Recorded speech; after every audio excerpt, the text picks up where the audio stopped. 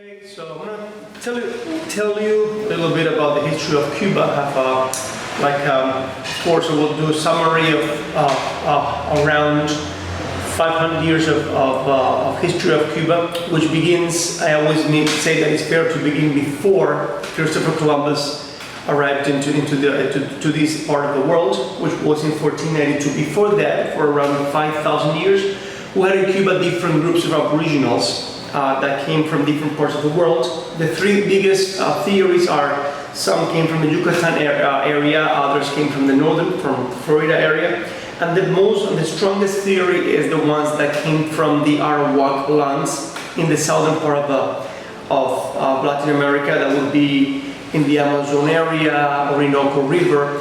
Anyway, this last wave of aboriginals went up the Amazon River, Orinoco River, and they went up and they began jumping from one island to another in the bigger Antilles until they got to Cuba. So the thing is that these aboriginals inhabited Cuba for around 1,000 to 2,000 years. There are many theories that are coming out now.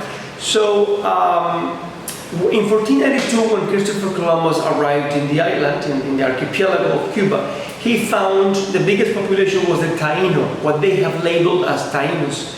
Those were already into agriculture, into pottery. They were more advanced than other smaller groups in Cuba. They would smoke tobacco, they would eat the cassava, they would have rituals. So they were beginning to develop as a group of aboriginals when Christopher Columbus came to Cuba. To be honest, it was not really Christopher Columbus who began the exploitation of the Cuban aboriginals. It was mostly Diego Velázquez, who was the governor of La Española, and was sent to Cuba by the crown to begin the conquer of the island, and that was back in 1511. And with that, in 30 years, they really killed most of the Cuban aboriginals. Okay, the calculation is that only 5 to 10% of the aboriginals survived this exploitation, which included looking for gold that Cuba didn't have. Also, they brought from Spain diseases that killed the aboriginals, and plus our aboriginals were not very healthy ones. Okay, so that all those things combined, and collective suicide that they committed, in a few years they erased the Cuban population, the aboriginal Cuban population. Then there were a few aboriginals, the Spaniards that conquered the island, and when the sugarcane production began in Cuba, they began to bring to Cuba the enslaved Africans. So the conquer of Cuba included the founding villas or villages, especially in the southern part of the island, beginning with Baracoa, and that included Havana. Havana became a very important hub a very important port for the Spaniards because of for example, the fleet system. The fleet system was just to put in a few vessels all the gold, or most of the gold and silver that was gotten from other Latin American countries. That was put in Havana, in one of the castles in Old Havana, the royal forts, and then eventually they would put that gold and silver and be sent to Spain. And those vessels will be escorted by a number of vessels, sometimes 40, 50, to be able to go through the Caribbean waters because of the pirates and the corsairs. Also, Havana had the big influence of what they call the contraband. In other words, a lot of smuggling of goods. Not only in Havana, that also happened in other villas or villages that were inhabited by the Spaniards. But at this point, 1500s, 1600s, Havana was the only place that was important for the Spaniards, not the rest of Cuba, to be honest. Okay? Then sugar came into the scene of the Cuban history, of the Cuban culture, of the Cuban idiosyncrasy. And I say the culture because the first thing they had to do was to bring labor to Cuba.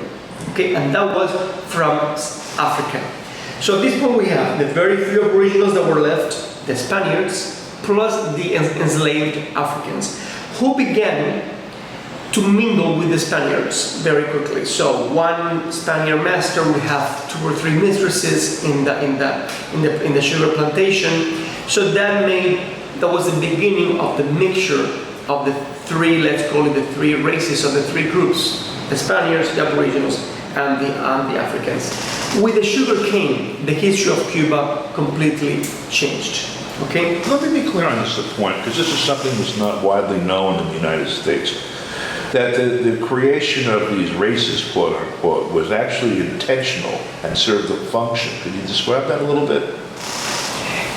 The first thing you need to understand is that in Cuba, this race differentiation was not as severe as in the United States. It was different because, as I told you, the masters, the white masters or the white slave owners mingled and mixed with the African, the female enslaved Africans. They had children who were mixed race. Also, in Cuba, we have something that is important. We didn't have as many plantations as in the States. And what I mean is that even though we had a lot of sugar plantations, there were also a lot of settlements or towns or city where many slaves lived, not with, but mixed with the white population, with the Spanish population.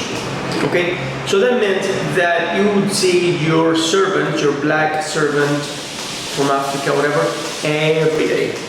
And you would have to make. So that African many times did not become part of your family, but became part of your daily life. So the level of racism was different, right. Was seen in a different way. They had a modus vivendi, basically. Exactly. Rather than a separation, there was an engagement on a daily basis. Yes, exactly. And even though they were brutal and cruel to the slaves, like all the conquerors, it was in a different way. Many actually might disagree with me, but when you compare, it was different. Slaves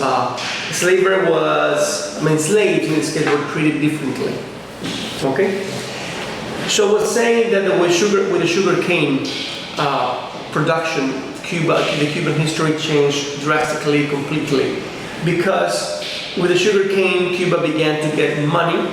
Many Spanish people came to Cuba to become rich, not only by producing sugar, but also shipping the sugar out of Cuba, and also creating services that would support this sugar cane production.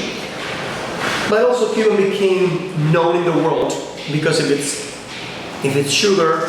Also Cuba became, at the very early of the 1800s, became a desire of the United States. And that is important to understand. Since Jefferson, Cuba was a desire for their state. It was something like the forbidden fruit that they were not able to bite. And let's see what happens in history later. With sugar, also the culture of Cuba changed because these enslaved Africans brought with them their habits, their customs, their religion especially. And the Cubans began Cuban idiosyncrasy and culture began to be wider and broader from many points of view, including, as I told you, also the music. When you see the Cuban music, nobody can doubt that it's a lot Spanish, but also a lot African. It's a very interesting mixture. And with that, I can tell you about many things that the Cubans saw. We are very much mixed from all points of view. Okay, but with sugarcane, that mixture became much bigger. Of course, the exploitation of the slaves was brutal because of the sugar cane. Another product that Cuba had was tobacco, and the tobacco, you need to understand that tobacco was. The Cuban Aboriginals were smoking tobacco when Christopher Columbus got to Cuba. Okay, so tobacco is known as being a Caribbean product. The Cubans Aboriginal would inhale the smoke of the cigars to get, let's say, doped and dance in something called areito, which is was a Taino party.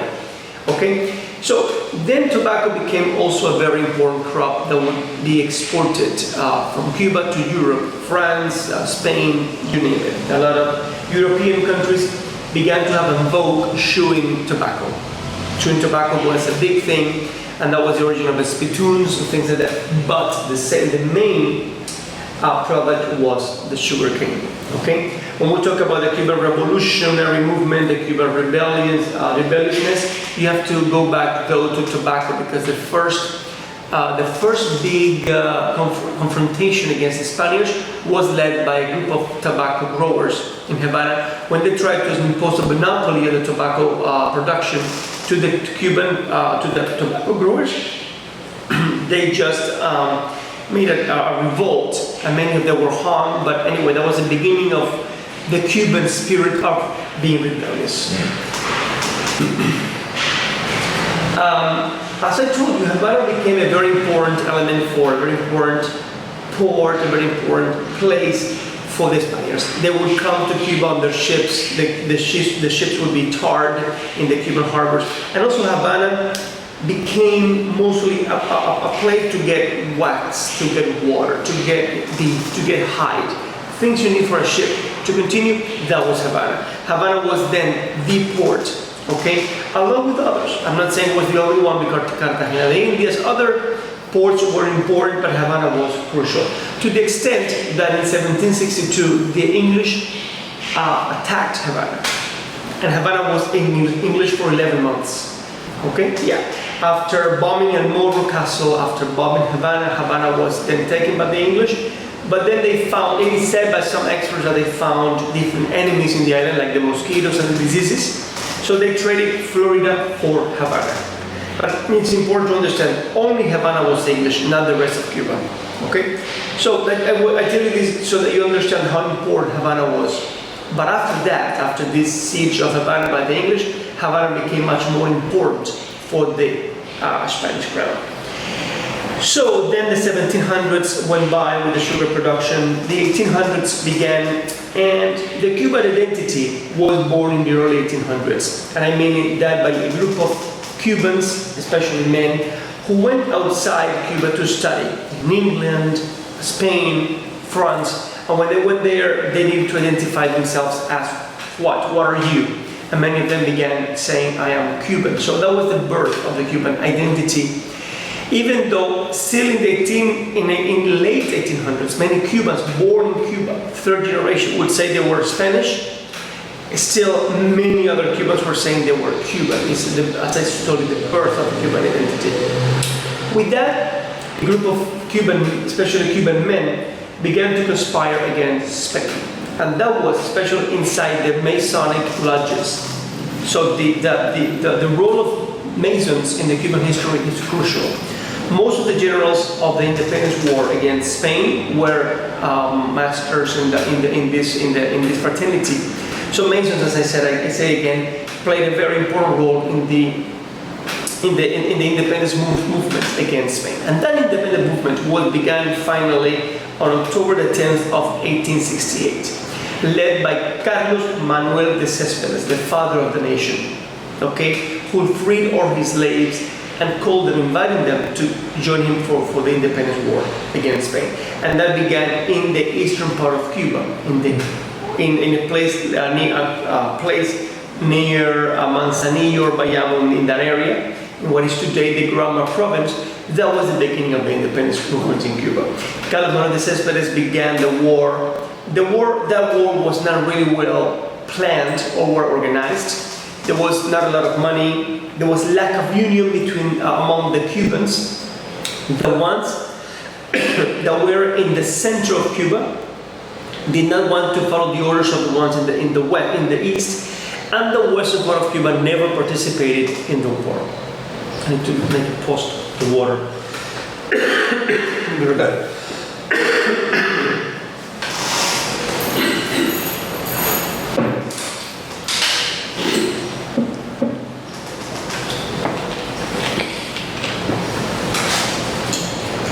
Many experts say that the conditions for this war had not been created correctly in 1868 when that war was begun. Even though there were a lot of rich landowners who were leading the independence war against Spain, that was not enough. There was also no entity, no party, no society that would put together the Cubans. There was a lot of racism amongst the officers of the war. All that led to a halt in that independence war in 1878. And it was sad because Cuba, I mean, they had gained a lot, but not enough to defeat Spain or the Spaniards, who were pretty strong from the military point of view. The Cubans on the other side would have basically machetes and racks. With that, you cannot win a war. Not always, though. So then there was a pause in this independence war, which, as I told you, never got to the western part of Cuba with the lack of union. And there was a person who came into the scene of the Cuban history, which is Jose Marti. Jose Marti, our national hero, was very young when the first part of the independence war happened. So when he was 16, he wrote a letter offending a volunteer. The volunteers was a military force that supported Spain, very strong, with a lot of power. And anyway, Martin was sent to jail when he was 16 years old and sentenced to 6 years. His mother went to see the Captain General, who was pardoned, and he only was in jail for 6 months. And after that, he went to Spain. He went to live in Europe. From Europe, being young, as I told you, he realized about the importance of the independence of Cuba. Jose Marti was a very talented man, a writer, a poet, very, very gifted. When you go into his work, you can see that there is no more gifted man in the Cuban history than Jose Marti, and Fidel Castro would not argue about that. He was very talented, and with that talent, when he got to New York, basically from New York and then Florida, he organized the second part of the independence war in Cuba. That he called that necessary war. That war then had the money of the cigar rollers in Tampa and Key West. He created, among other things, in 1892, the Cuban Revolutionary Party. This Cuban Revolutionary Party would put together the Cubans, black, mixed race, white, the poor and the rich. They needed to be led by an organization. The Revolutionary Party played that role. Okay, he became the delegate of that party. Jose Marti, though, was not a man of war, was not a man of the machete, of the gun. He had to call the leaders of the previous war, and that took him years. He wrote him letters, come back to Cuba, let's continue the war. So he was he had the response of two very crucial people, Antonio Maceo and Maximo Gomez. Maximo Gomez, he had been born in the Dominican Republic, moved to Cuba being very young, and he became the major general of the independence war, what we call the 10-year independence war, from 1868 to 1878. This old man came back to Cuba and agreed with Marti that the war should be continued, as well as Maceo. When you read into the books today and different articles, it is true that, for example, Maceo didn't always agree with Jose Marti's idea. Jose Marti's idea was more into the civic republic, Maceo more into the military one. But that is another story. The three together, they met finally in Cuba, and they were able to begin the independence war, to restart, not to begin, to get rid of that pause. And the second part of the independence war began in 1875. Okay, again, led by Maximo Gomez and Antonio Maceo. And Jose Marti was there as the mentor, the brain of the whole thing. He was not a man of the machete, as I told him. The first battle that he went out to fight, he was killed. Wow. So Cuba lost, the Cuban War, the Cuban Independence War, lost its brain very soon. It was in May of 1875, 1895. And the war had begun in February of 1895. I'm going to say this again. Yeah. The independence movement of Cuba lost its brain, who was Jose Marti, very soon. He was killed in combat in May of 1895, and the war had begun in February of that same year. So with the loss of Jose Marti, that put an end to a more, the men who had put together the ideas for this war, who had put together some of the money, who had called the leader to come back to continue the war, that man was killed. And that was a big That's the cause was hurt that way. Anyway, the war was continued.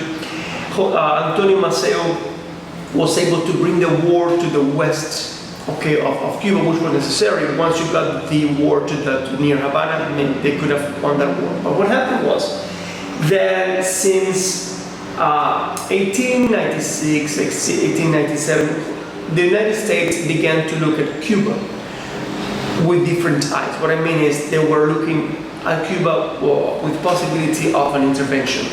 Okay, they never supported the Cuban army, the Cuban rebel or independence army. They supported more the Spanish one. But what happened was that they had everything ready for an intervention. And I always say that maybe the first media war in the world, major one, was this one.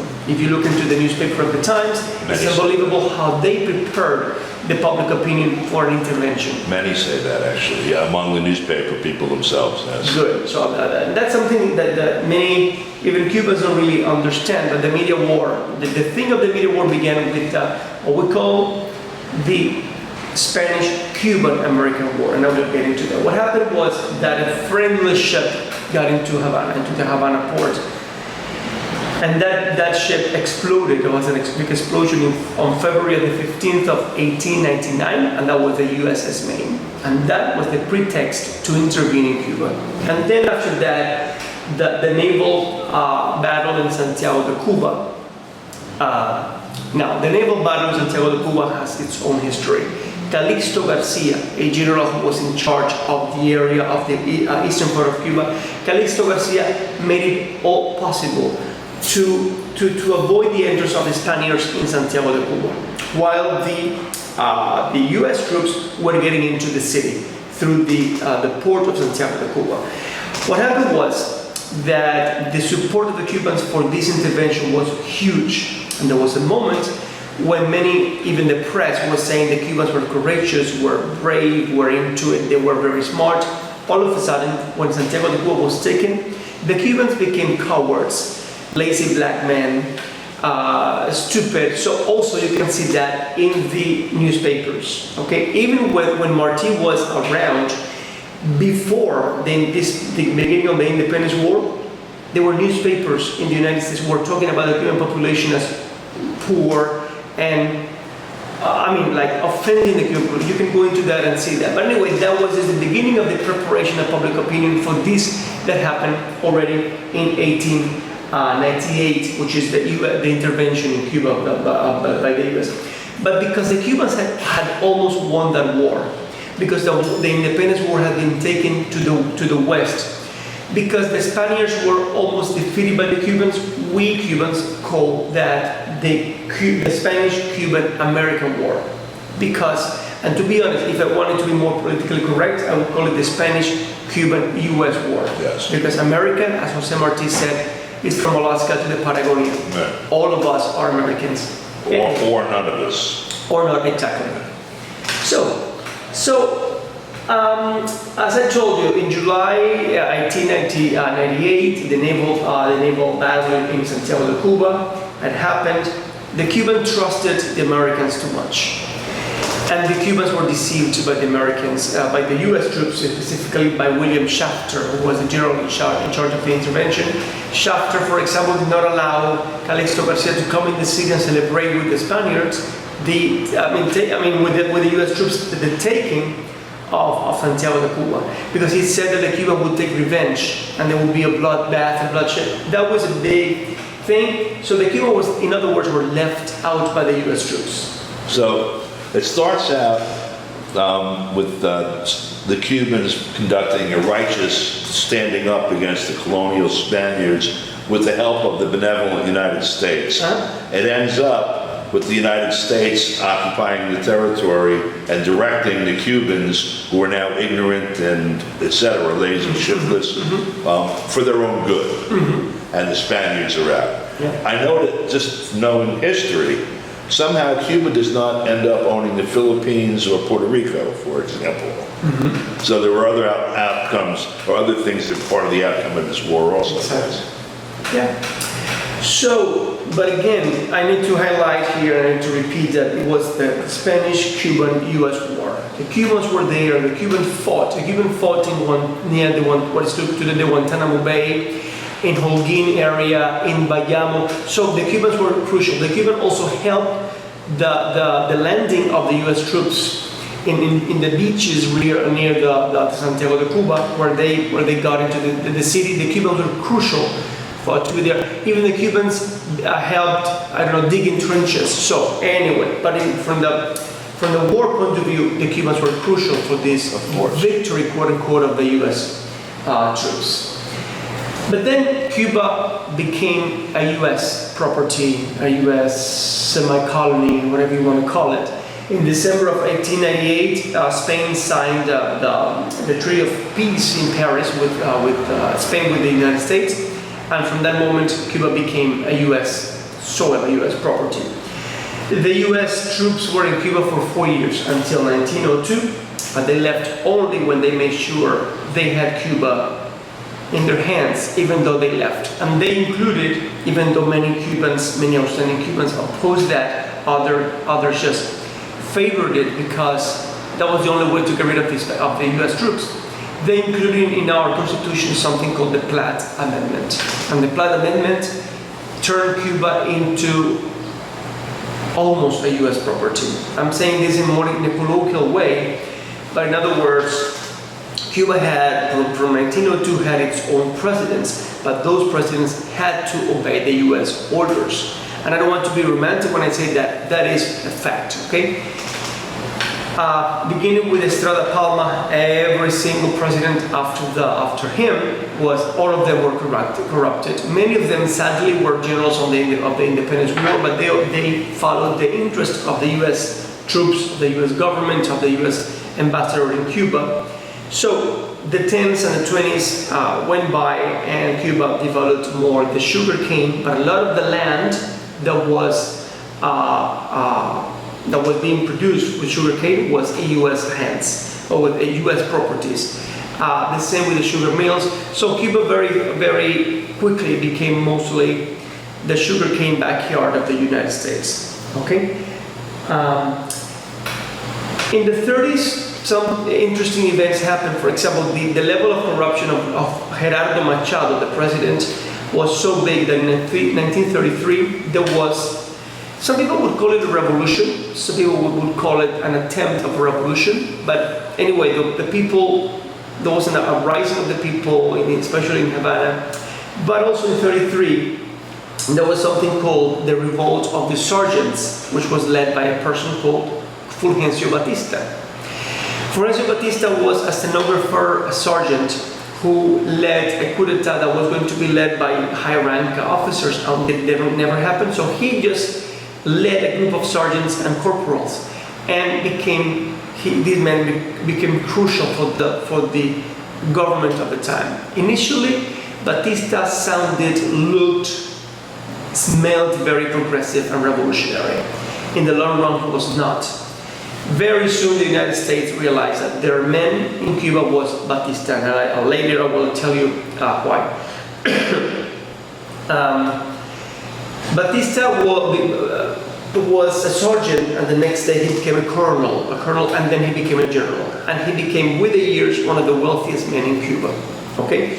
But you need to admit that Batista had big power, okay? Especially favoring the soldiers, favoring the officers. He gained a lot of prestige, quote unquote, amongst the military people in Cuba, and he began to get to make friends also with the United States and with the U.S. Italian Jewish Mafia. I'm talking about Meyer Lansky.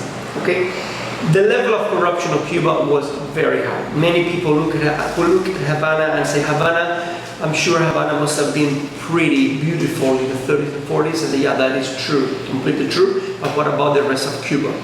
I'm talking about high level of illiteracy, no medical care in the countrysides. When you go to a place like the Zapata Swamp, people there were living in really poor conditions. Not only that, in the mountains, many people had 10, 12, 16 children who didn't go to school. the conditions of the living conditions of the Cubans outside Havana or outside the big cities was really bad. I'd like to highlight the presence of the Mafia in Cuba. I'm going to talk about that because many history books do not look at that. And I personally, as a Cuban, think that is a key element that is connected to Maya Lansky in the 30s, to the anti-Cuban Mafia in Miami after '59. Okay, so in history you have to connect the dots to understand what's happening. So what happened was that, for example, in the 30s and 40s, casinos, some activity, but it was in '46 when the presence of the Mafia became big. If you look at The Godfather, when you look at the film The Godfather 2, you can see scenes in Havana. That is not completely accurate, but it's something that talks about it. It evokes it. Yes, evokes that. So that meeting that happened, that supposedly on the days of the triumph of the revolution, in fact happened in 1946 at the Hotel Nacional of Cuba. In one of the suites, they had a meeting there with the very important mafiosi of the area, Lucky Luciano, Maya Lansky, always kind of behind as a brain. Charles Lucky Luciano became the capo of the Tutti Capi, was the head of all the heads of them. And that was the beginning of a Mafia era in Havana. When I say Mafia, or the mob in English, I like to call it Mafia. It's a word that goes between Italian, Spanish, and English. So that Mafia meant a high level of corruption. Why? In order to launder that money that was put into Cuba through the casinos, they had to open several banks that would launder all that money. But with that, also a lot of other businesses became big. Also, cocaine, for example, became a big thing in Cuba. Cuba knew of cocaine 30 years before the United States. It was like a trampoline for the cocaine that was brought from other countries into Havana, Camagüey, for example, and then to the United States.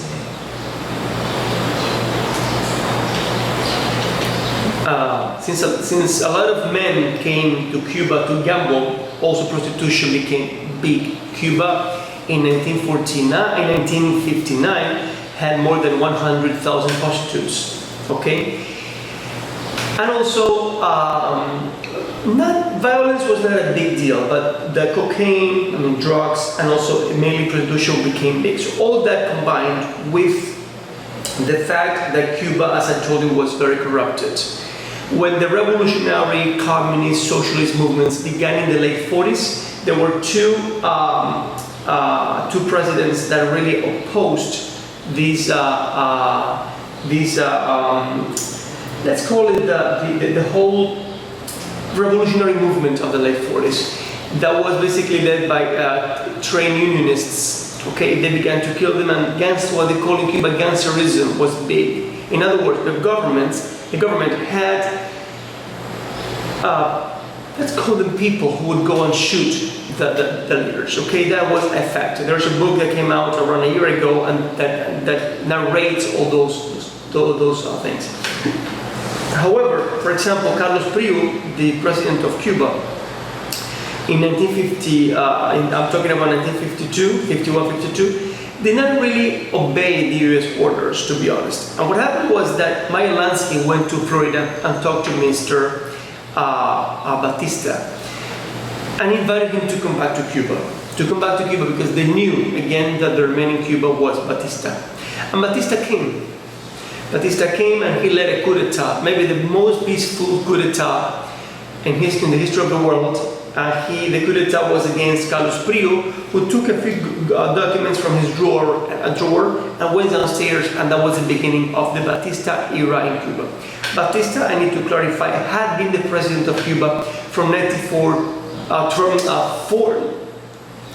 Batista, I need to clarify, was the president of Cuba from 1940 to 1944, elected one, with a lot of fraud in the middle of the elections, but he was not that bad, let's call it. 52, he committed a big mistake. He began killing the revolutionary people, the revolutionary young students at the university, and he began to gain a lot of enemies amongst the parents of these kids, who were a lot of them middle class. Okay, so the Batista area, as I said, began in 52, and it was really, let's say, as the beginning of a bloody moment of the Cuban history.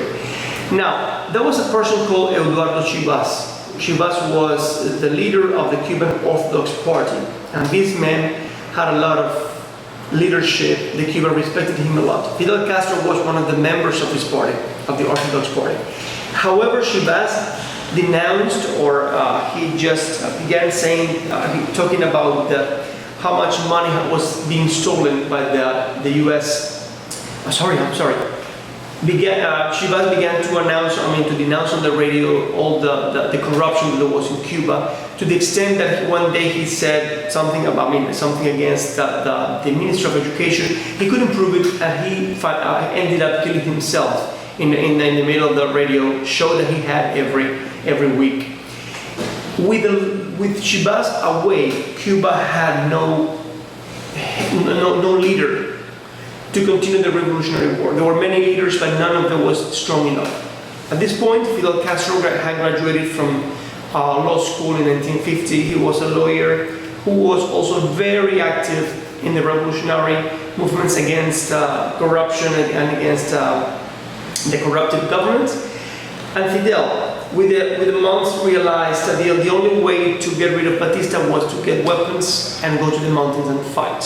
Okay, at this point, they had never talked about the guerrilla war or anything like that, but that was the idea. So in July of 1953, more specifically on July the 26th of 1953, Fidel Castro led an action that was a U-turn for the Cuban history. The attack to the Moncada garrison in Santiago de Cuba. The Moncada garrison is very near the mountains of Sierra Maestra, and the purpose was to get there during the night, take weapons and go to the mountains. That action was not successful because mainly the lack of military experience of these young people. They were very courageous, very much into it, but not really well trained from the military point of view. A lot of them were killed in the action. Fidel survived, and he was taken prisoner with a group of men and 2 women who went to jail. But because of the pressure of the people, because the Cuban people began demonstrating against Batista stuff, Batista had to pardon Fidel Castro. And Fidel Castro was then released in 1955 from jail and went to Mexico. Okay? And in Mexico, he restarted the preparation of the Revolutionary War against Batista. The Granma yacht was bought. Some weapons were put together. Some men were recruited, let's call it like that. Among them, Camilo Cienfuegos, Ernesto Guevara, who at that point was not yet Che Guevara. So men like those, so 82 in total, counting Fidel, came on the Granma yacht in the late November of 1956. They got to Cuba on December the 2nd, but of the 82, 70 were killed, okay, during the first hours after landing in Cuba, because again, the lack of military preparation and the lack of knowledge. And also they were young people who had a lot of courage, but not a lot of, let's say, common sense, okay? Anyway, but 12 of them, as Fidel said, Fidel found that all of them, 7 weapons, and he said that day, with 12 men and 7 weapons, I am going to win this war. A war that can be said that started basically in December of 1956. The first serious action happened later in May of 1957, and then the rebel army, or the 26th of July movement, grew and grew bigger. And how did they get more people into the mountains for the guerrilla war? A lot of in the plains, in the cities of Cuba, there was a lot of big underground movements, clandestine movements that would do actions against Batistas, against the military, and those young men, those young women when they were discovered by the authorities and the police, many of them were killed, tortured, and disappeared, but many of them made it to the mountains. And that is how the rebel army grew and grew and grew. You need to understand also the level of popularity of Batista was every day lower. People began to hate Batista, to be honest, because Batista, as I told you, killed a lot of young men and women, and also, again, the poverty of Cuba was big. So, the revolution triumphed in 1959. The very first hours of 1959, Batista heard about the derailment of a train where he had put his last resources. When he heard about that, he just left Cuba. Okay, he went to the Dominican Republic, and Fidel declared around 3 a.m. in the morning of January the 1st the triumph of the revolution from the government building in Santiago de Cuba. Okay, and that was the beginning of the Cuban Revolution. Okay, with the revolution, the Mafia lost everything. Not only because the Cuban revolutionary government began to nationalize properties, but also the very first 72 hours of the revolution.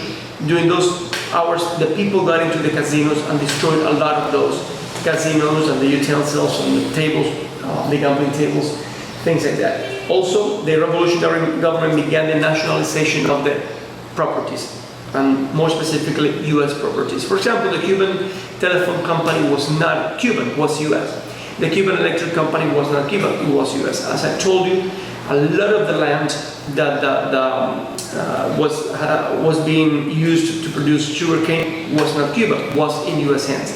So like that, and Cuba, the Cuban revolutionary government began to nationalize a lot of properties, and also a lot of social measures were taken by Fidel Castro, like the literacy campaign, health care and education became free of charge for the people. With that, Fidel Castro and the Cuban Revolution gained a lot of friends, but with what I told you before, gained a lot of foes. Okay, powerful ones, powerful mafia men who lived in Cuba, who had to go away to Miami during the first months of 1959. All these landowners, the sugar mill, all those people went to Miami, New Jersey, many of them went to Venezuela, and that was the beginning of the what I call the counter-revolution outside Cuba, and also the anti-Cuba movements in those places. Supported at this point also since the very beginning of the revolution by the CIA and the US government, to the extent that Eisenhower began planning an invasion to Cuba, which happened in April of 1961. Eisenhower briefed Kennedy about this invasion. As I told you, that it was eventually approved. The Cuban exiles, around 1,500 of them, were trained in Nicaragua and Honduras, and then they came to Cuba in April of 1961. They landed in the Zapata swamp, but this invasion didn't last more than 65 hours. The Cubans, with the courage, were able to sweep away the invaders, the mercenaries, and we call them mercenaries because they were paid by the US government. And so this, the Bay of Pigs, what we call in Spanish the Playa Girón, the victory of Playa Girón, became a very bright page in the history of Cuba and the history of Latin America. Okay, because it was indeed supported by the CIA and the US government, and for the first time, a country in Latin America was able to defeat the US. The US finance. Troops, Cuban troops. It also foreshadows Vietnam. And you had so many other, you had what was happening in Congo at the time in 1960, which did not turn out that way. You had so many different points around the world where you had, this is 7 years after Bandung, you have, basically a rising up of the colonies against colonialism, and the context.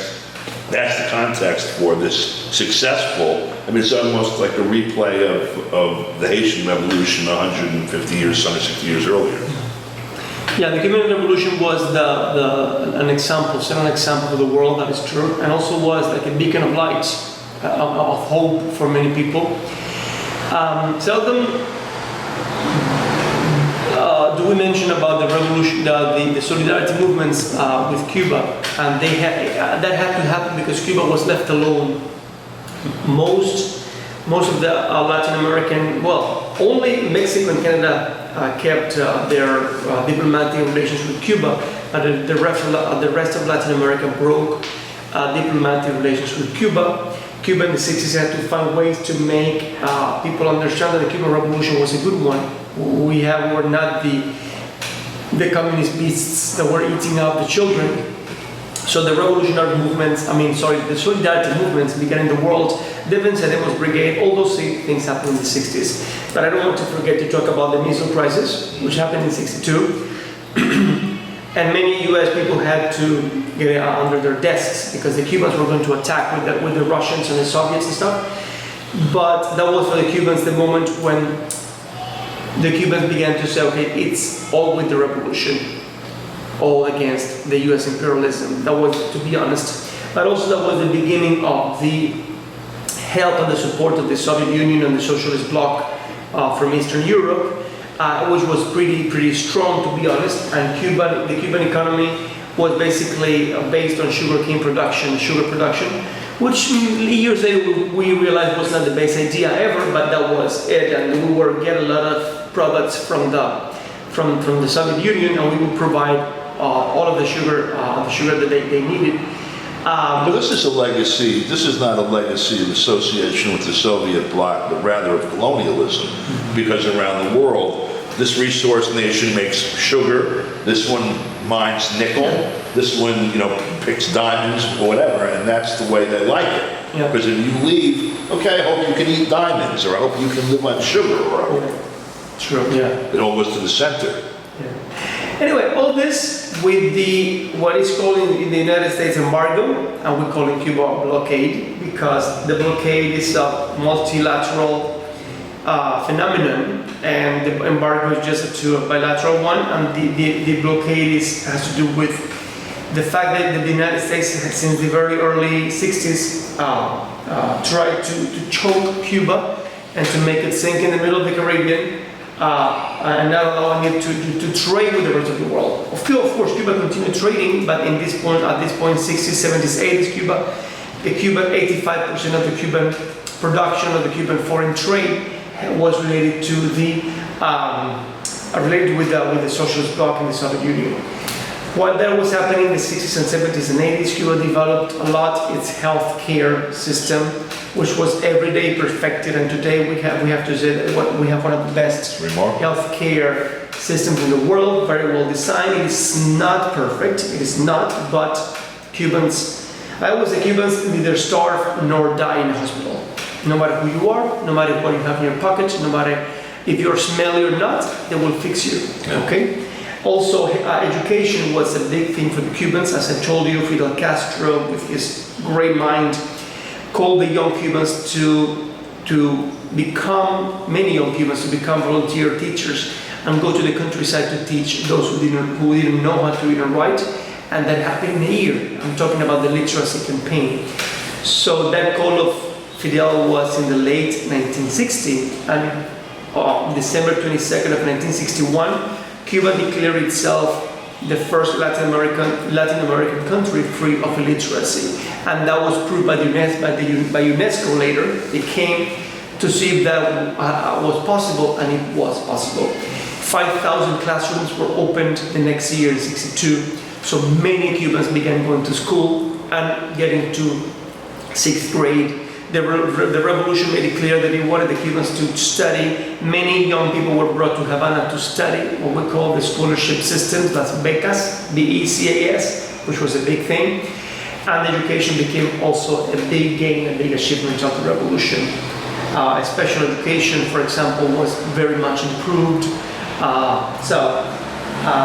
But this is also, just to interrupt for a moment, another example of the revolution, which is that the illiteracy that exists around the world does not exist as a consequence of malfortune or other things. It's a choice. Exactly. You can choose to eradicate illiteracy in a country under embargo of 10 million people within a year.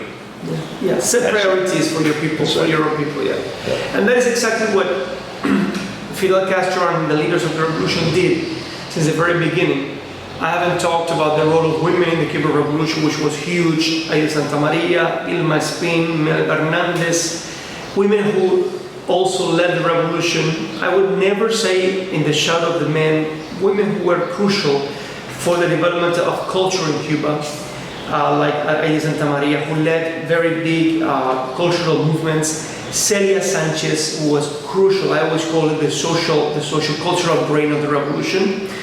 And women who were key and were fundamental for the revolution. All those things put together a picture of Cuba in the 80s with very, very well sustainable society and economy, with the big help of the Soviet Union. That is true. I always say that in the 80s we all had the same pair of shoes. People would wear the same kind of shirts.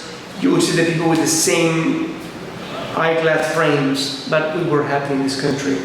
What happened was that then the collapse of the Soviet Union, no Berlin Wall, all that phenomenon in Europe that I will not criticize at this point, but happened, and that really affected the Cuban economy. As I told you before, 85% of the Cuban trade was with those countries. So we lost, for example, I have a list here, 98% of the fuel came from those countries, 86% of the machineries came from those countries, 70% of the manufactured products, 57% of the chemicals, 86% of the raw materials. All those things came from the socialist bloc of the Soviet Union. All that disappeared from one day to another. Okay, 1990, 91, 92 was the beginning of what we call in Cuba, might be called a euphemism, but that is true. But that is the name, special period. The special period was a very deep, intense economic crisis that Cuba had. When we the Cubans had to become wizards and began to just survive with almost nothing. And the special period can be described as a dark moment, but the Cubans decided to go on with the revolution. The Fidel Castro became even more a leader for this revolution in 1990, 1991. Whatever he said will be a big yes from most of the Cubans. And also, but in the 90s, the United States strengthened the blockade against Cuba. Okay, especially the Helms-Burton Act cemented all the different resolutions and acts that were against Cuba that made the blockade a big, strong, let's say, measure against Cuba, which also involved third countries. Right. If I know that I will not get into the Helms-Burton Act. You can read yourself about it, but at that moment, again, Cuba was left alone in a way. This was the United States, in essence, not only saying you cannot trade with Cuba and trade with us, but rather you cannot trade with Cuba, you cannot trade with anyone else that trades with Cuba and trade with us, which meant approximately, even though you have 188 countries every year voting against the blockade, almost every nation on earth was stopped from trading with Cuba. Yeah. Exactly. The Cuban governments cannot trade with US by using US dollars, for example. I'm going to give you an example of this, what people call embargo, that we need to call blockade. In Cuba, I mean, for the Cubans to survive heart surgery, we would need machinery that is not produced in Cuba. If a pacemaker, if a pacemaker that is made in Germany had 10% of US components or 10% of US money, it cannot be sold to Cuba directly. So many times Cuba had to buy those equipment and the medicine in a third country, and that is sometimes 3 times the price of the products. So it is true that we have to buy a very special, important antibiotic for a Cuban in Australia. in Bulgaria. A person who would buy it from Germany and bring it there and then sell it to Cuba, okay? And that is a fact. There are many, many more examples. But the Cubans did a lot of, we made a big effort. In the 90s, amidst the blackouts, the shortage of food, almost no fuel, all those things made us be more clever, more resilient, and we survived. Okay, the starvation was not a phenomenon in the 90s. It was not. I don't know a single Cuban who would starve to death, but we did have problem with nutrition. We have problem with the health because of the lack of food. Right. But we took all the measures, and that made them survive. Now, Cuba, we need to be honest, in the 90s kept two special diamonds of the revolution: the healthcare system and education. Okay. With very, very few resources, as I told you, the Cuban revolutionary government kept those two services free of charge for everybody.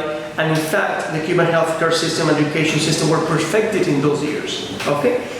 Venezuela, and I have to say, and to be honest with you, Venezuela came to the rescue. Mr. Hugo Chavez, comrade Hugo Chavez, Commander Hugo Chavez, whatever you call him. Hugo Chavez was, or is one of Cuba's best friend.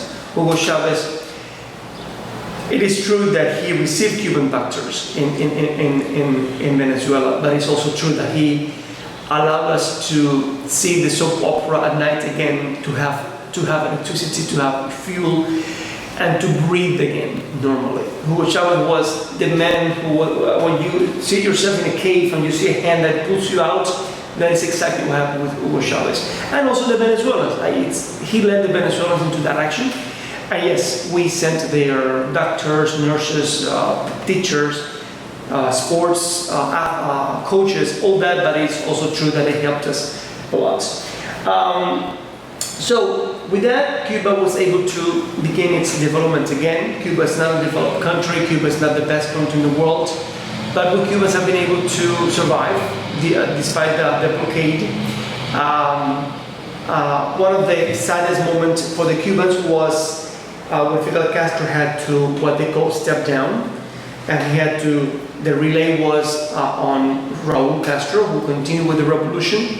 Raúl Castro made a lot of economic changes in Cuba, especially in 2011, after a very interesting, long democratic process called the guidelines. The guidelines were discussed by every single Cuban adult in the CDRs, in the communities of the defense of the revolution, in other words, in the communities and in every workplace. I was able myself as a professor to talk about the things that I didn't like about the lineamientos, as we call them, the guidelines, and express our feelings and speak our mind. I mean, like Raúl Castro invited the Cuban people to be open and to say whatever they want, and then we were very open. So those guidelines were approved in 2011. And that began, new economic measures began then. In 2016, Fidel Castro passed away. On November 25th of 2016, Fidel Castro passed away. And I always have to say that that was one of the saddest moments of this country. Even though Fidel Castro, as anyone else, had a lot of enemies, not everybody loved him. Many Cubans did, not everybody. The common sentiment in this country in those days was respect. You would see that most Cuban people were sad. Many Cubans cried a lot because of the death of Fidel Castro in this very sad November. And in Miami, there were parties, and many people were very mad at the Cubans because they didn't destroy the revolution, having that opportunity. But if whoever was in Cuba in those days realized that the revolution went beyond Fidel Castro, and that is what Fidel Castro wanted himself. Exactly. To make it bigger than himself, to make it as big as Jose Marti, and that is what happened after his death. Fidel Castro is around, to be honest. In Cuba, Fidel Castro is more around, more present amongst the women, the farmers, the black people, those who who gained respect as human beings, as citizens, thanks to his ideas and the revolution's ideas. So basically, I've tried to give you a summary of the Cuban history, and And a very good one. yeah, thank you. Thank you.